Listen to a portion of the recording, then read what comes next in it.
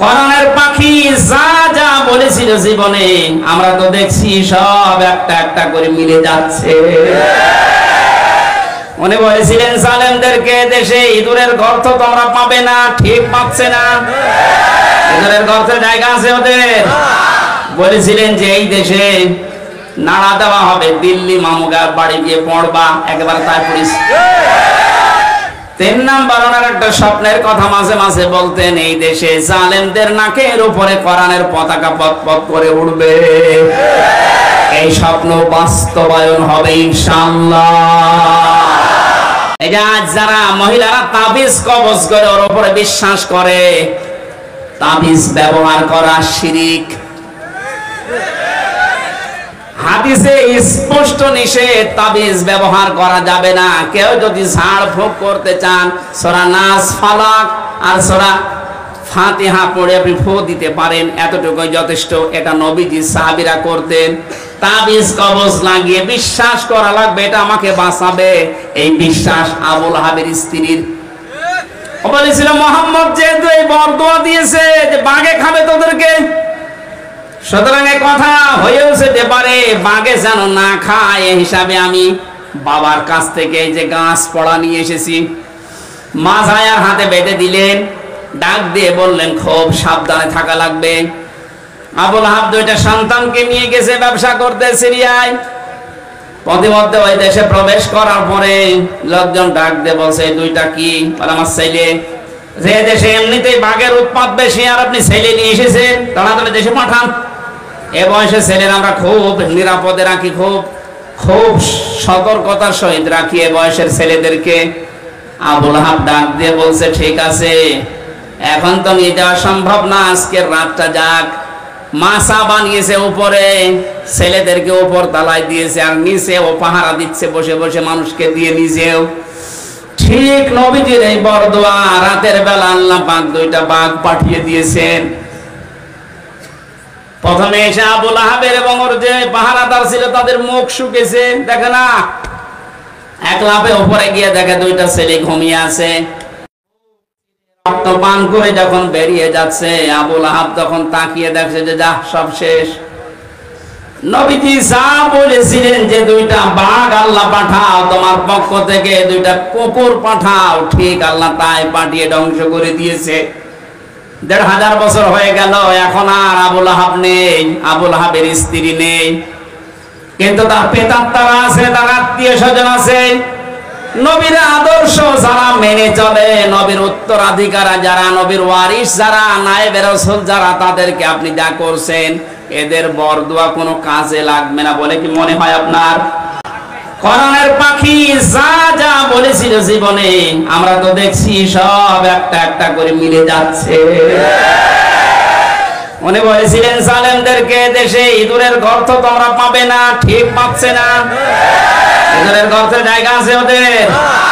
বলেছিলেন যে এই দেশে নাড়া দেওয়া হবে, দিল্লি মামুগার বাড়ি গিয়ে পড়বা, একেবারে তাই পড়িস। 3 নাম্বার ওনার একটা স্বপ্নের কথা মাঝে মাঝে বলতেন, এই দেশে জালেমদের নাকের উপরে কোরআনের পতাকা পথ পথ করে উড়বে। এই স্বপ্ন বাস্তবায়ন হবে ইনশাআল্লাহ। আবুল আহাব বাড়িতে আসলেন, প্লেগ রোগ দেখা দিল তার শরীরে। আল্লাহ রাব্বুল আলামিন এত রোগ তাকে দিয়েছিল, তার কাছে যে যায় তার এই রোগ হয়। শেষ পর্যন্ত ধুকে ধুকে মারা যায়। পড়েছিল, পচে গলে দুর্গন্ধ বের হচ্ছিল। আশপাশের লোক এসে তার আত্মীয় স্বজন যারা আছে তাদেরকে ডাক দিয়ে বলছে আপনারা কি মানুষ? নিজের বাবা নিজের আত্মীয় মরে পড়ে আছে, পচে গলে মা দুর্গন্ধ বের হয়, আপনারা মাটি দেন না। তখন ডম বা মসি যাদেরকে বলা হয়, এরকম মানুষ আফ্রিকার কালো মানুষদেরকে ডাক দিয়ে দূরে গর্ত করে বাঁশ দিয়ে ঠেলা দিয়ে লাশ ওখানে দিয়ে এরপরে পাথর দূর থেকে নিক্ষেপ করে করে ওরে মাটি দিয়েছে। আল্লাহ রাব্বুল আলামিন এটাই জানাতে চেয়েছেন, আমি ওকে এমন কঠিন ভয়ঙ্কর শাস্তির ভেতরে ফেলেছিলাম, নবীর বিরুদ্ধে, নবীর ওয়ারিসদের বিরুদ্ধে কিয়ামত পর্যন্ত যারা অবস্থান নেবে জমিনে, আমার আল্লাহ তাদেরকে ঠিক এইরকম অপমান করে বিদায় দেবে।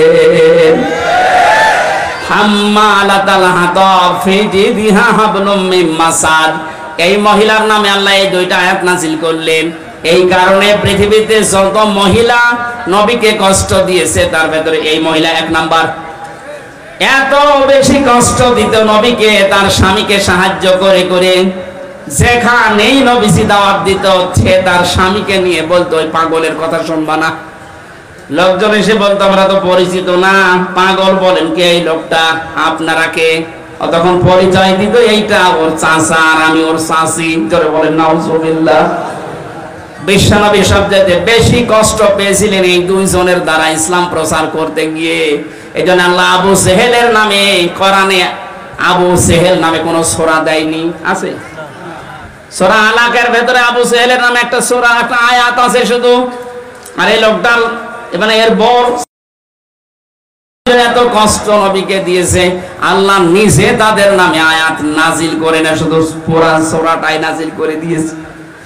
আমাদের শিক্ষা নেওয়া লাগবে, আগামী পৃথিবীতে বিশ্ব নবীর নামে কোনো উল্টা পাল্টা কথা যেন কেউ না বলে। নবী তো নেই, নবীর ওয়ারিসরা আছে। কথা বলে না কেন? নবীর এই ওয়ারিসদের বিরুদ্ধে যারা আজ মৌলবাদ ছড়াচ্ছেন, আপনাদের সাবধান করেছি, আর কোনদিন এই শব্দটি নবীর ওয়ারিসদেরকে গালি দেবেন না। আপনারা কেন দিচ্ছেন আমরা জানি, আপনারা দাদাদের ফাঁদে পা দিয়েছে। ওরা ফাঁদে পা দিয়ে যদি 15 বছর এত গণখম করতে পারেন, আবার যদি ফাঁদে পা দেওয়ার চেষ্টা করেন, এদেশের যারা সাধারণ মানুষ আপনাদেরকে সাপোর্ট করে, যদি একবার বুঝে ফেলে যে আপনারাও দাদাদের দাসর, একবারে জালেমদের মতো আপনাদেরও বিদায় করবে ঝাঁটিয়ে। আল্লাহ আশা করি আমাদেরকে সম্মতি দেবেন, বলেন আমিন।